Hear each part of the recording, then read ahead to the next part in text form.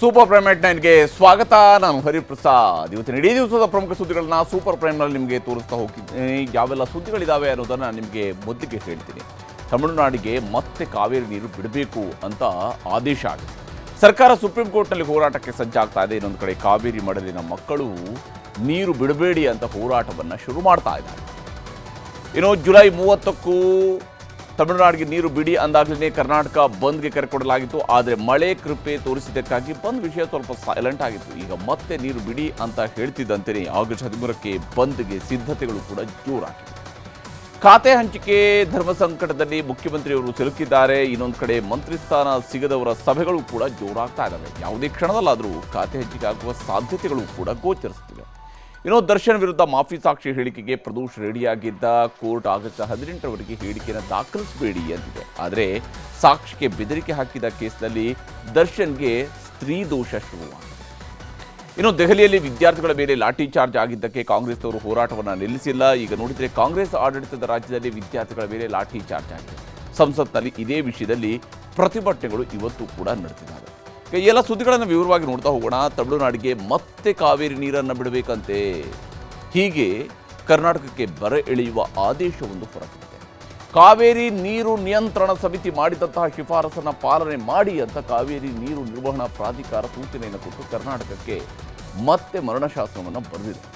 ತಮಿಳುನಾಡಿಗೆ 3500 ಕ್ಯೂಸೆಕ್ ನೀರು ಬಿಡಿ ಅಂತ ಜುಲೈ 30ರಂದು ಕರ್ನಾಟಕಕ್ಕೆ ಬರ ಎಳೆಯುವ ಆದೇಶವನ್ನು CWRC ಮತ್ತು CWMA ಮಾಡಿತ್ತು.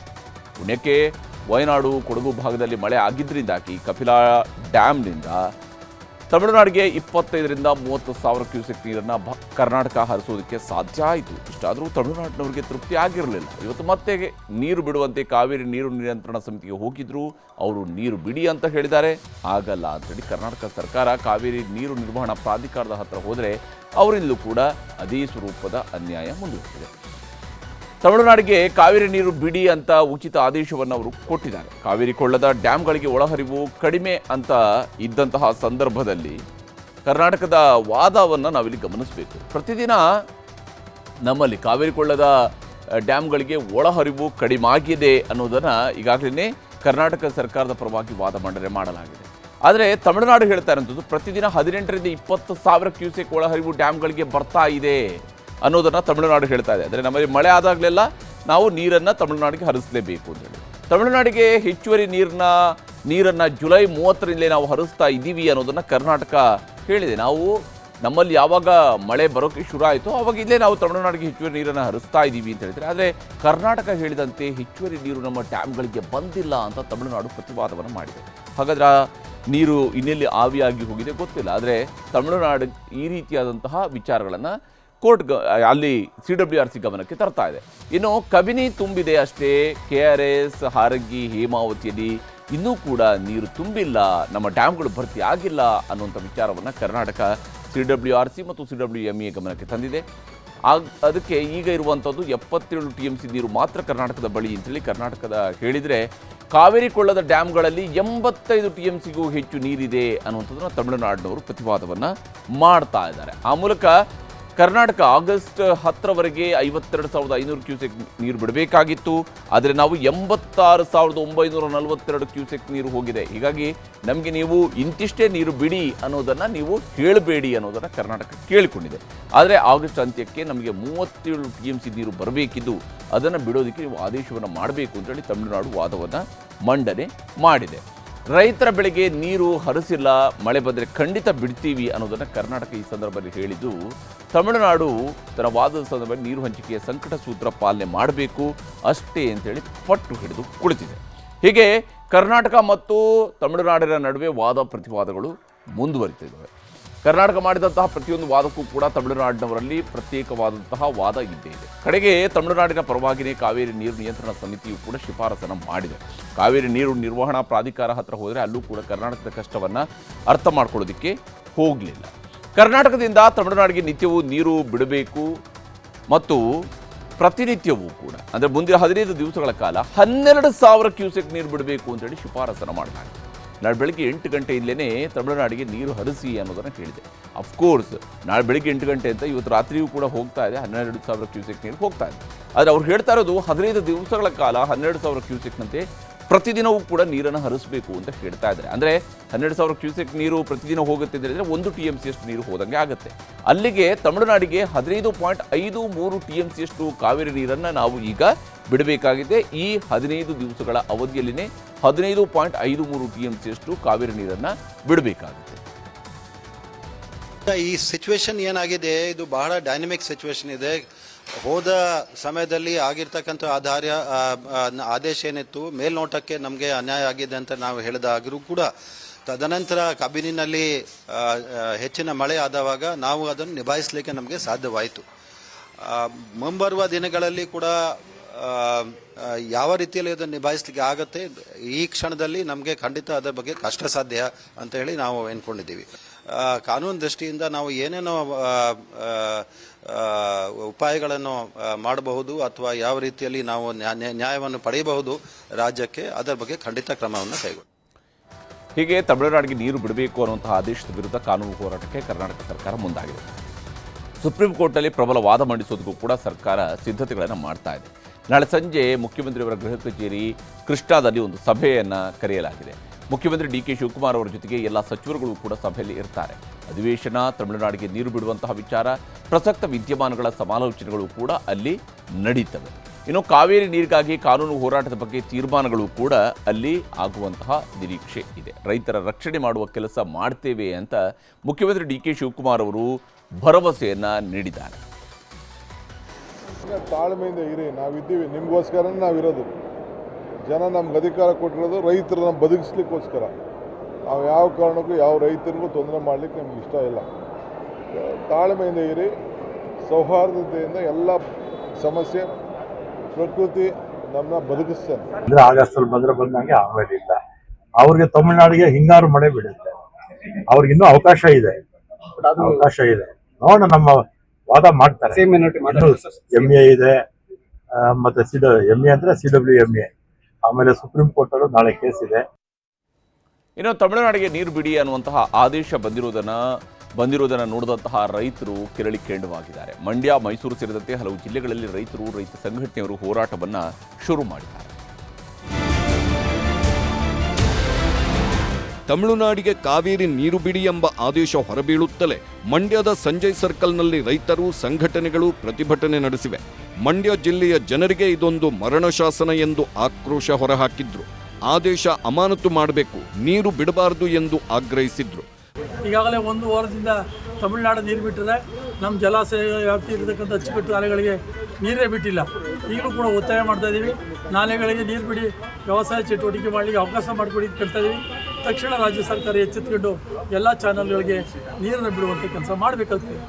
13ನೇ ತಾರೀಕಿಂದ ಶುರುವಾಗುವಂಥ ಶಾಸನಸಭೆಯಲ್ಲಿ ಒಂದು ಸಾಲಿನ ನಿರ್ಣಯವನ್ನು ಮಂಡಿಸಿ ನೀರು ಕೊಡೋಕ್ಕೆ ಸಾಧ್ಯ ಇಲ್ಲ ಅನ್ನೋಂಥ ರಾಜಕೀಯ ಒಂದು ನಿರ್ಧಾರವನ್ನು, ಸ್ಪಷ್ಟ ನಿರ್ಧಾರವನ್ನು ಮಾಡಬೇಕು ಅಂತ ಹೇಳ್ತಿದ್ದೀವಿ. ಸರ್ಕಾರ ರೈತರ ಹಿತರಕ್ಷಣೆಯನ್ನು ಕಾಪಾಡ್ಕೋಬೇಕು. ಹಿತರಕ್ಷಣೆ ಕಾಪಾಡದೇ ಇದ್ದರೆ ಕರ್ನಾಟಕದ ಎಲ್ಲ ಭಾಗಗಳಲ್ಲೂ ಕೂಡ ಚಳುವಳಿಯ ನಡೆಸಬೇಕಾಗುತ್ತೆ ಅನ್ನೋಂಥ ಎಚ್ಚರಿಕೆಯನ್ನು ಸರ್ಕಾರ ಕೊಡ್ತಾ ಇದ್ದೀವಿ. ಮೈಸೂರಿನ PWD ಗೆಸ್ಟ್ ಹೌಸ್ ಮುಂಭಾಗ ಕಬ್ಬು ಬೆಳೆಗಾರರ ಸಂಘ ಪ್ರತಿಭಟನೆ ನಡೆಸಿತು. ರೈತರ ಕೃಷಿಗೆ, ನಾಲೆಗಳಿಗೆ ನೀರು ಬಿಡದೆ ತಮಿಳುನಾಡಿಗೆ ನೀರು ಬಿಟ್ಟರೆ ಜೋಕೆ ಎಂದು ಎಚ್ಚರಿಕೆ ನೀಡಲಾಯಿತು. ಕುಡಿಲಿಕ್ಕೂ ನೀರಿರುವುದಿಲ್ಲ ಅಂತ ನಾವು ತಿಳ್ಕೊಂಡಿದ್ದ, ಆದರೆ ರಾಜ್ಯ ಸರ್ಕಾರ ಕಟ್ಟುನಿಟ್ಟಿನ ಕ್ರಮವನ್ನು ಜರುಗಿಸಬೇಕು. ಮುಖ್ಯಮಂತ್ರಿಗಳು ಕಟ್ಟುನಿಟ್ಟಿನ ಕ್ರಮವನ್ನು ಜರುಗಿಸಿ ನಾನು ನೀರು ಕೊಡದೇ ಇಲ್ಲ ಅಂತಕ್ಕಂಥ ನಿಲುವು ಬಂದರೆ ಮಾತ್ರ ಕಾವೇರಿ ಕೊಳ ಉಳಿತದೆ. ಯಾವುದೇ ಕಾರಣಕ್ಕೂ ಸರ್ಕಾರ ಖಡಕ್ಕಾಗಿ ಏನು CWRC ಏನು ತೀರ್ಪು ಕೊಟ್ಟದೆ ಅದು ನಮ್ಮ ರೈತರಿಗೆ ಮರಣ ಶಾಸನ ಬರೆದಂಗೆ. ಮೊನ್ನೆ ರೀತಿ ಮುಂದೆಯೂ ಮಳೆ ಬಂದರೆ ಓಕೆ, ಇಲ್ಲವಾದ್ರೆ ಸಂಕಷ್ಟ ಎದುರಾಗುವುದು ನಿಶ್ಚಿತ. ಇಂಥ ಸಂಕಷ್ಟದ ಸ್ಥಿತಿಯಿಂದ ಪಾರಾಗಲು ಸರ್ಕಾರ ಏನು ಮಾಡುತ್ತೆ ಎಂಬ ಕುತೂಹಲ ಮೂಡಿದೆ. ಅಧಿವೇಶನ ಕೂಡ 3 ದಿನ ಇರೋದ್ರಿಂದ ಪ್ರತಿಪಕ್ಷಗಳ ಟೀಕೆಗಳಿಗೂ ಸರ್ಕಾರ ಉತ್ತರ ಕೊಡಬೇಕಾಗಿರುವುದರಿಂದ ಎಚ್ಚರಿಕೆಯ ಹೆಜ್ಜೆ ಇಡುವ ಅನಿವಾರ್ಯತೆ ಇದೆ. ಇನ್ನು ತಮಿಳುನಾಡಿಗೆ ಮತ್ತೆ ನೀರು ಬಿಡಿ ಅನ್ನುವಂತಹ ಆದೇಶ ರೈತರನ್ನಷ್ಟೇ ಕೆರಳಿಸಿರುವಂತಲ್ಲ, ಕನ್ನಡಪರ ಸಂಘಟನೆಗಳು ಕೂಡ ಈಗಾಗಲೇ ಇದರ ವಿರುದ್ಧ ಹೋರಾಟಕ್ಕೆ ಇಳಿದಿದ್ದಾರೆ.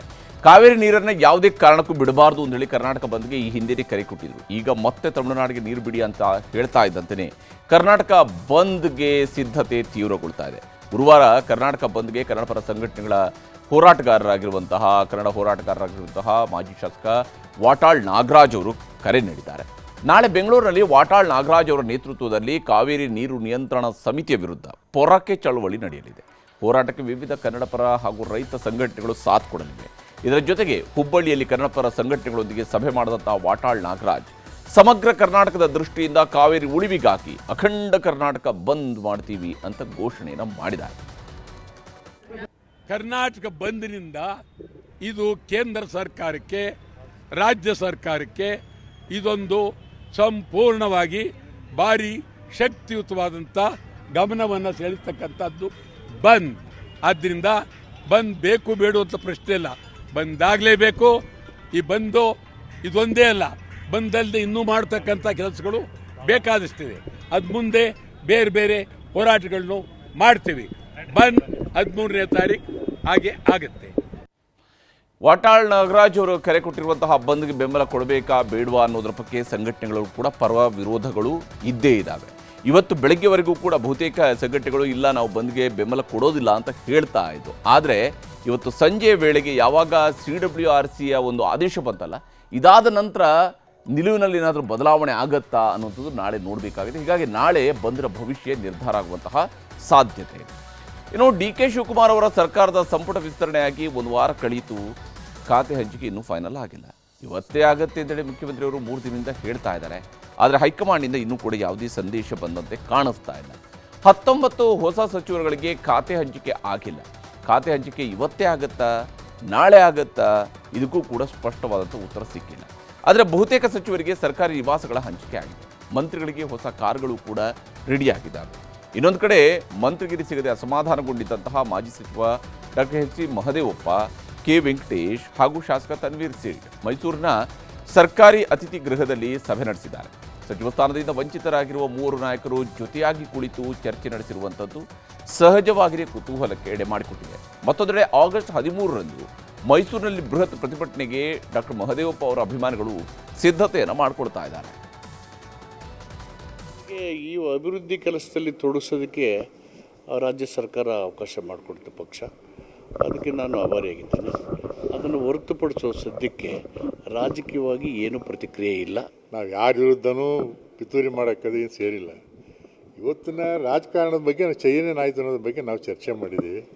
ಯಾಕೆ ಹೀಗಾಯಿತು ಅನ್ನೋದ್ರ ಬಗ್ಗೆ ನಾವು ಚರ್ಚೆ ಮಾಡಿದ್ದೀವಿ ಅಷ್ಟೇ. ಮುಂದಿನ ದಿನಗಳಲ್ಲಿ ನಾವು ಏನು ಮಾಡಬೇಕು, ಏನೇನು ಮಾಡಬೇಕು ಅಂತ ಚರ್ಚೆ ಮಾಡಿದ್ದೀವಿ. ಇದು ಸರಿಪಡಿಸೋಕೆ ಏನಾದ್ರು ಅವಕಾಶ ಇದೆ ಅನ್ನೋದನ್ನು ಚರ್ಚೆ ಮಾಡಿದ್ದೀವಿ. ಎಲ್ಲವೂ ಸರಿ ಇದೆ ಅಂತ ಭ್ರಮೆನಲ್ಲೂ ಇಲ್ಲ, ಎಲ್ಲವೂ ಹಾಳಾಗಿದೆ ಅನ್ನೋದು ನಮ್ಮ ಮನಸ್ಸಲ್ಲಿಲ್ಲ. 3 ಜನ ಈ ಜಿಲ್ಲೆಯ ಹಿರಿಯ ಶಾಸಕರುಗಳು ನಮ್ಮದೇ ಆದಂತಹ ಅನುಭವವನ್ನು ಒಟ್ಟಾಗಿ ಈ ಜಿಲ್ಲೆಯ ಪ್ರಗತಿಗೆ ನಾವು ಯಾವ ರೀತಿಯ ಹೆಜ್ಜೆಗಳನ್ನ ಹಾಕಬೇಕು ಅನ್ನೋದನ್ನು ಕೆಲವೊಂದು ಚರ್ಚೆಗಳನ್ನ ಮಾಡಿದ್ದೇವೆ. ಬರುವಂಥ ದಿನಗಳಲ್ಲಿ ಅದಕ್ಕೆ ಸ್ಪಷ್ಟತೆಯಿಂದ ನಾವು ತೀರ್ಮಾನಗಳನ್ನ ತಗೊಳ್ತೇವೆ.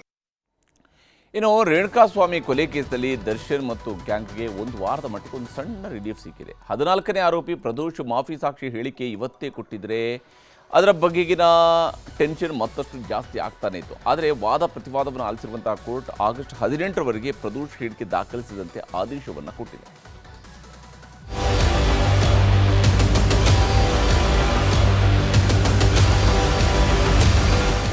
ಇವತ್ತು ಪ್ರದೋಷ್ ಮಾಫಿ ಸಾಕ್ಷಿಯಾಗಲು ಸಲ್ಲಿಸಿದ್ದ ಅರ್ಜಿ ವಿಚಾರಣೆ ನಡೆಯಿತು. ವಿಡಿಯೋ ಕಾನ್ಫರೆನ್ಸ್ ಮೂಲಕ ಪವಿತ್ರ ಗೌಡ ಹಾಗೂ ದರ್ಶನ್ ಕೂಡ ಹಾಜರಾಗಿದ್ದರು. 59ನೇ CCH ಕೋರ್ಟ್ನಲ್ಲಿ ವಾದ ಪ್ರತಿವಾದ ನಡೆಯಿತು. ಪ್ರದೋಷ್ ಪರ ವಕೀಲ ದಿವಾಕರ್, ದರ್ಶನ್ ವಕೀಲ ಹಶ್ಮತ್ ಪಾಷಾ ವಾದ ಮಂಡಿಸಿದ್ರು. ಪ್ರದೋಷ್ ಅಪ್ರೂವಲ್ ಆಗಲು ಬಯಸಿದ್ದಾರೆ. ಅವರ ಹೇಳಿಕೆಯನ್ನು ಕೋರ್ಟ್ ಪಡೆಯಬೇಕು.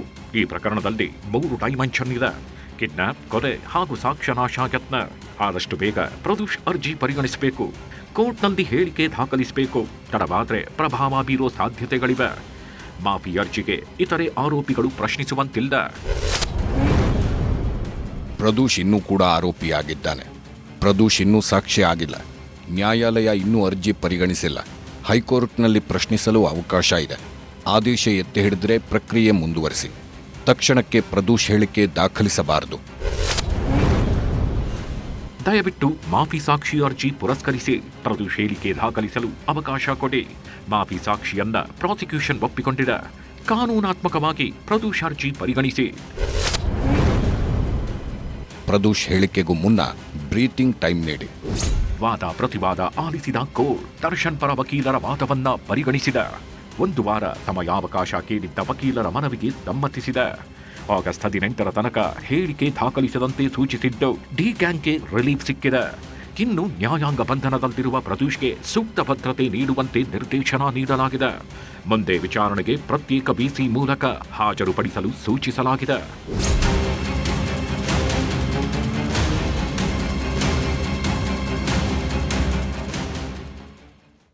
ಒಂದು ಕಡೆ ಪ್ರದೋಷ್ ಮಾಫಿ ಸಾಕ್ಷಿ ಹೇಳಿಕೆ ದರ್ಶನ್ ಆ್ಯಂಡ್ ಗ್ಯಾಂಗ್ಗೆ ಕಂಟಕ ಆಗ್ತಾ ಇದ್ರೆ, ಇನ್ನೊಂದು ಕಡೆ ರೇಣುಕಾಸ್ವಾಮಿ ಕೊಲೆ ಕೇಸ್ನ ಸಾಕ್ಷಿಗಳಿಗೆ ಬೆದರಿಕೆ ಹಾಕಿದ್ದ ಪ್ರಕರಣ ದರ್ಶನ್ ಪಾಲಿಗೂ ಕೂಡ ಮತ್ತಷ್ಟು ಜಟಿಲ ಆಗ್ತಾ ಇದೆ.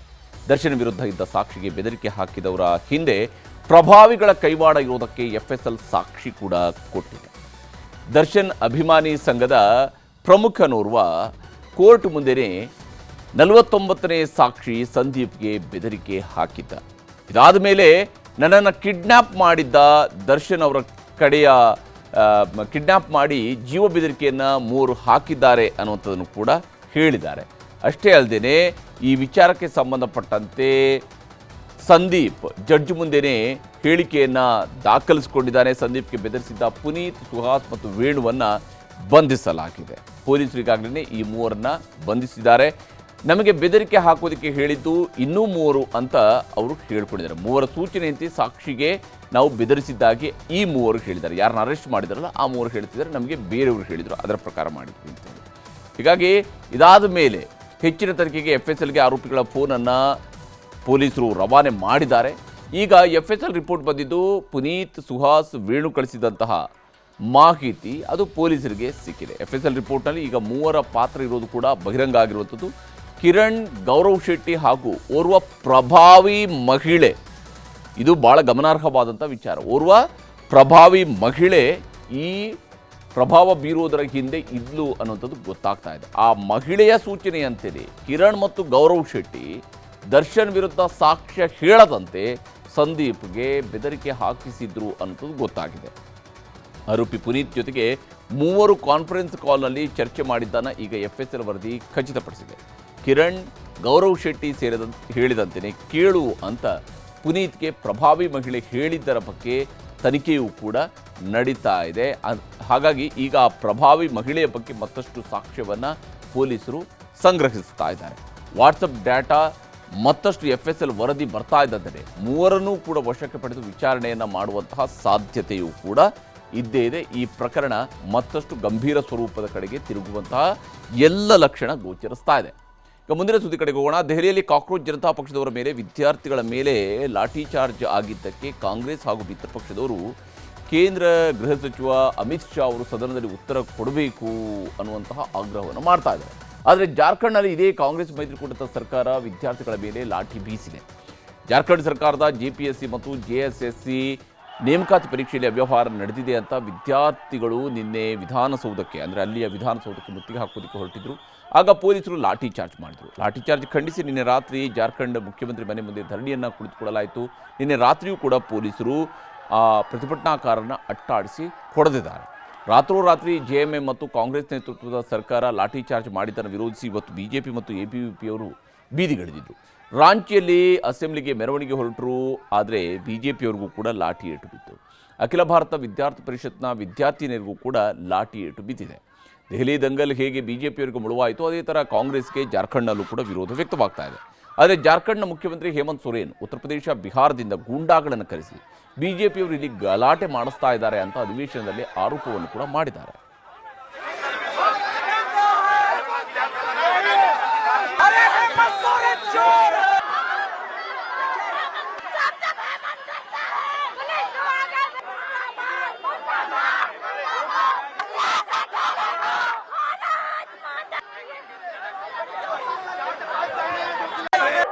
यहाँ के यूपी बिहार के लोगों के साथ जुड़ाव बना करके यहाँ के नौजवानों को दिग्भ्रमित करने का काम कर रहा है अध्यक्ष महोदय. ಜಾರ್ಖಂಡ್ನಲ್ಲಿ ಕಾಂಗ್ರೆಸ್ ಮೈತ್ರಿಕೂಟ ಸರ್ಕಾರ ವಿದ್ಯಾರ್ಥಿಗಳ ಮೇಲೆ ಲಾಠಿ ಚಾರ್ಜ್ ಮಾಡಿದ್ದನ್ನು BJP ಅಸ್ತ್ರ ಮಾಡಿಕೊಂಡಿದೆ. ಸಂಸತ್ ಭವನದ ಮುಂದೆ BJPಯವರು ರಾಹುಲ್ ಗಾಂಧಿ ವಿರುದ್ಧ ಪ್ರತಿಭಟನೆಯನ್ನು ಮಾಡ್ತಾ ಇದ್ರೆ ಕಾಂಗ್ರೆಸ್ ಮೈತ್ರಿಕೂಟ ಮೋದಿ ಸರ್ಕಾರದ ವಿರುದ್ಧ ಪ್ರತಿಭಟನೆಯನ್ನು ಮಾಡಿತ್ತು. ದೆಹಲಿಯಲ್ಲಿ ನಡೆದಂಥ ಲಾಠಿ ಚಾರ್ಜ್ಗೆ ಅಮಿತ್ ಶಾ ಅವರೇ ನೇರ ಹೊಣೆಯನ್ನು ಹೊರಬೇಕು, ಪ್ರಧಾನಮಂತ್ರಿ ಮೋದಿಯವರು ಕ್ಷಮೆ ಕೇಳಬೇಕು ಅಂತ ಇವತ್ತು ಕೂಡ ಪ್ರತಿಪಕ್ಷದವರು ಸಂಸತ್ ಭವನದ ಆವರಣದಲ್ಲಿ ಪ್ರೊಟೆಸ್ಟ್ ಅನ್ನು ಮಾಡಿದ್ದಾರೆ. ಜೊತೆಗೆ ಅಯೋಧ್ಯೆ ರಾಮ ಮಂದಿರ ದೇಣಿಗೆ ಕಳ್ಳತನ ವಿಚಾರ ಹಿಡ್ಕೊಂಡು ಪ್ರಿಯಾಂಕಾ ಗಾಂಧಿ, ಅಖಿಲೇಶ್ ಯಾದವ್ ಸೇರಿದಂತೆ ಹಲವರು ಕೇಂದ್ರ ಸರ್ಕಾರದ ವಿರುದ್ಧ ಧಿಕ್ಕಾರವನ್ನು ಕೂಗಿದ್ದಾರೆ.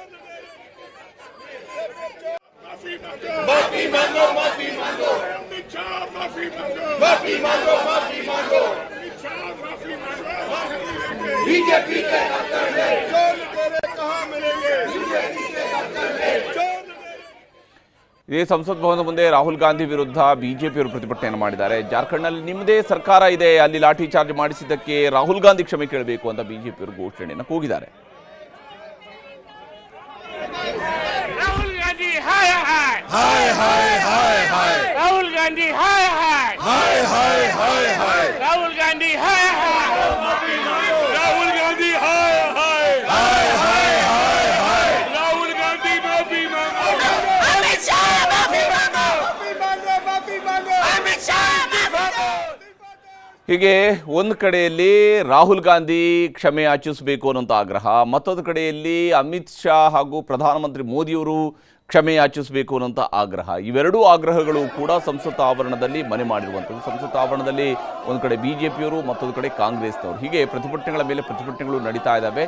ಸಂಸತ್ ಒಳಗಡೆ ನಡೆಸುವಂತಹ ಚರ್ಚೆಯ ಬದಲಿಗೆ ಹೊರಗಡೆಯ ಪ್ರತಿಭಟನೆಗೆ ಹೆಚ್ಚಿನ ಆದ್ಯತೆಯನ್ನು ಪ್ರತಿಪಕ್ಷ ಈ ಬಾರಿಯ ಸೆಷನ್ ಆರಂಭ ಆದಲ್ಲಿಂದಲೂ ಕೂಡ ಕೊಡ್ತಾ ಬಂದಿತ್ತು. ಹೀಗಾಗಿ ಸದನದ ಒಳಗಡೆ ಚರ್ಚೆಗಳು ಆಗ್ತಾ ಇಲ್ಲ. ಒಬ್ರಿಗೊಬ್ರು ಧಿಕ್ಕಾರ ಕೂಗ್ತಾ ಕೈ ಮಿಲಾಯಿಸುವ ಹಂತಕ್ಕೂ ಕೂಡ ಒಂದು ಹಂತದಲ್ಲಿ ಹೋಗಲಾಯಿತು. ಕಡೆಗೆ ಸಂಸತ್ ಭವನದ ಭದ್ರತಾ ಸಿಬ್ಬಂದಿಯವರು ಮಧ್ಯಪ್ರವೇಶಿಸಿ ಇಬ್ಬರನ್ನ ತಣ್ಣಗಾಗಿಸುವಂತಹ ಪ್ರಯತ್ನವನ್ನು ಸಂಸತ್ ಆವರಣದಲ್ಲಿ ಮಾಡಿದರು. ಇದು ಇತ್ತೀಚಿನ ಸಂಸತ್ ಆವರಣದ ಗಲಾಟೆ ಯಾವ ಸ್ವರೂಪದಲ್ಲಿ ಸಾಗ್ತಾ ಇದೆ ಅನ್ನೋದಕ್ಕೆ ಇದೊಂದು ಸಾಕ್ಷಿಯ ರೀತಿಯಲ್ಲಿ ಗೋಚರಿಸ್ತಾ ಇತ್ತು. ಎರಡೂ ಕಡೆಯವರು ಯಾವಾಗ ಪ್ರತಿಭಟನೆಯನ್ನು ಜೋರು ಮಾಡೋದಕ್ಕೆ ಶುರು ಮಾಡಿದರು, ಆಗ ಕಡೆಗೆ ಮಧ್ಯಪ್ರವೇಶಿಸಿದಂಥವರು ಭದ್ರತಾ ಸಿಬ್ಬಂದಿ.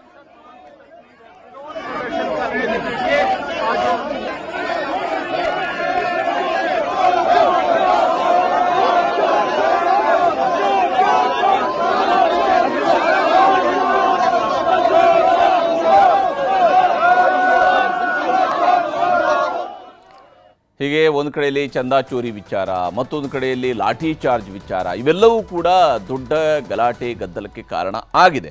ಇದಕ್ಕೂ ಮೊದಲು ಸಂಸತ್ ಭವನಕ್ಕೆ ಪ್ರಿಯಾಂಕಾ ಗಾಂಧಿ ಅವರು ಬರ್ತಾ ಇದ್ದಂತೆಯೇ ಬಿಜೆಪಿಯ ಸಂಸದ ಮುಖೇಶ್ ದಲಾಲ್ ರಾಹುಲ್ ಗಾಂಧಿಗೆ ರಾಜಕೀಯ ಆಗಬೇಕು ಅಂತ ಘೋಷಣೆಯನ್ನು ಕೂಗ್ತಾ ಇದ್ರು. ಆಗ ಜಾರ್ಖಂಡ್ಗೆ ಹೋಗಿ ರಾಹುಲ್ ಹೋಗಿ ಭೇಟಿ ಆಗ್ತಾರೆ ಅಂತ ಪ್ರಿಯಾಂಕಾ ವಾದ್ರಾ ಬಿಜೆಪಿ ಸಂಸದರಿಗೆ ಅಲ್ಲೇ ಉತ್ತರವನ್ನು ಕೂಡ ಕೊಟ್ಟರು. ನೀವು ಚಿಂತೆ ಮಾಡ್ಕೊಳ್ಬೇಡಿ, ಅವರಿಗೆ ಹೋಗಿ ಅಲ್ಲಿ ಹೋಗಿ ಮಾತಾಡ್ತಾರೆ ಅನ್ನುವಂತಹ ವಿಚಾರವನ್ನು ಕೂಡ ಹೇಳಿದ್ದಾರೆ.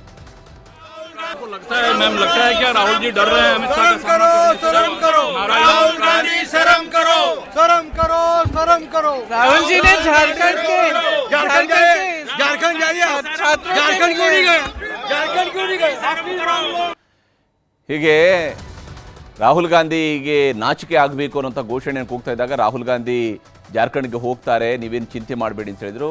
ಆದರೆ ರಾಹುಲ್ ಗಾಂಧಿ ಕ್ಷಮೆ ಕೇಳಬೇಕು ಅನ್ನೋ ಆಗ್ರಹವನ್ನು ಬಿಜೆಪಿಯ ಸಂಸದರು ಕೂಡ ಮಾಡಿದ್ದಾರೆ. ಜುಲೈ 20ಕ್ಕೆ ಶುರುವಾದಂತಹ ಸಂಸತ್ ಅಧಿವೇಶನ ನಾಡಿದ್ದು ಗುರುವಾರ ಮುಕ್ತಾಯ ಆಗ್ತಾ ಇದೆ. ಇವತ್ತಿನವರೆಗೂ ನೆರೆ ಬರ ಯಾವುದೇ ವಿಚಾರಗಳ ಬಗ್ಗೆ ಕೂಡ ಅಲ್ಲಿ ಚರ್ಚೆ ಆಗಿಲ್ಲ. ವಿದ್ಯಾರ್ಥಿಗಳ ಸಮಸ್ಯೆ ಬಗ್ಗೆ ಆಗಲಿ, ರೈತರ ಸಮಸ್ಯೆಗಳ ಬಗ್ಗೆ ಆಗಲಿ ಚರ್ಚೆ ಆಗಲಿಲ್ಲ.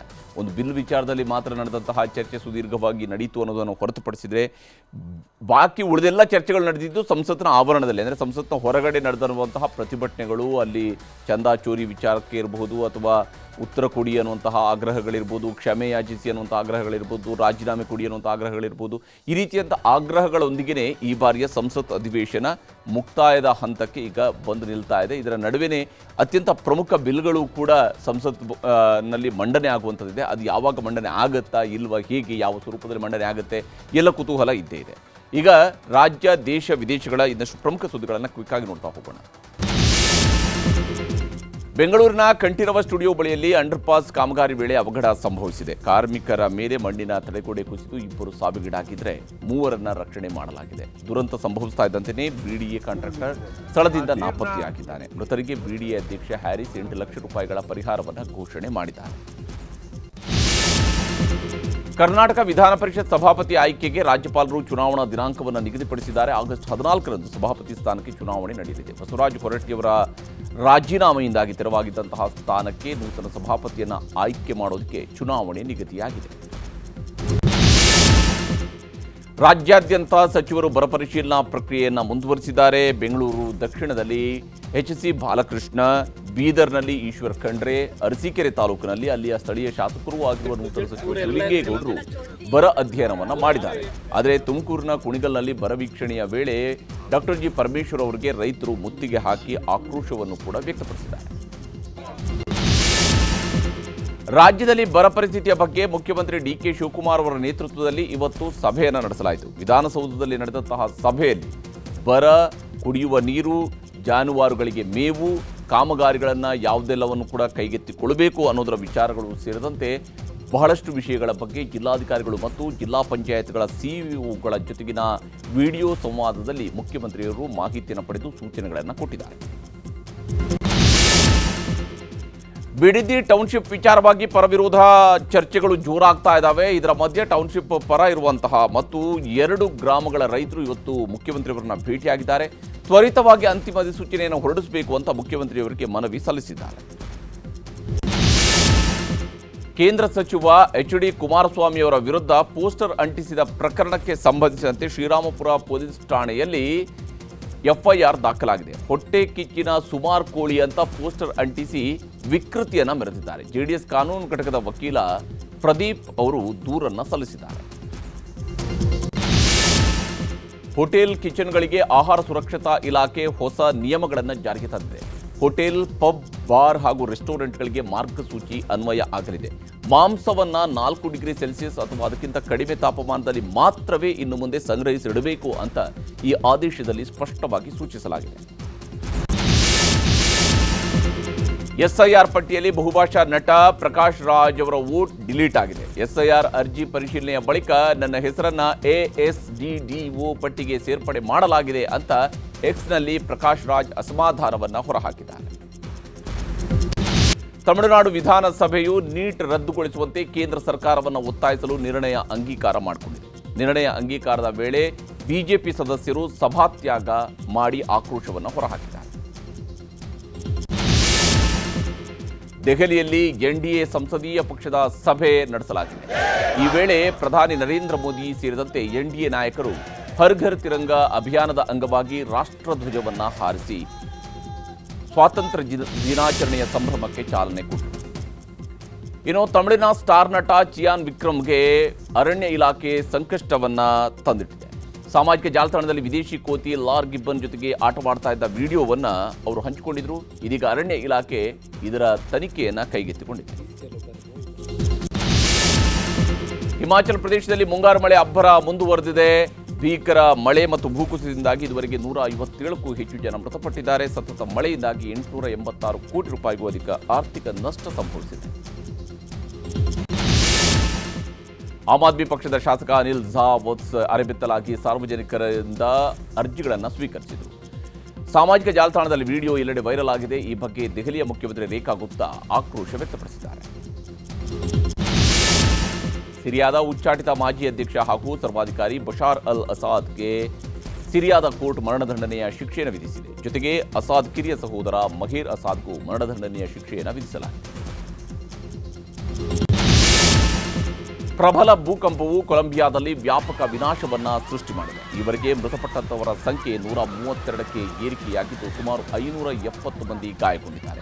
100 ಮಂದಿ ಈ ದುರಂತದಲ್ಲಿ ಕಣ್ಮರೆಯಾಗಿದ್ದು ಹುಡುಕಾಟ ಮುಂದುವರೆದಿದೆ.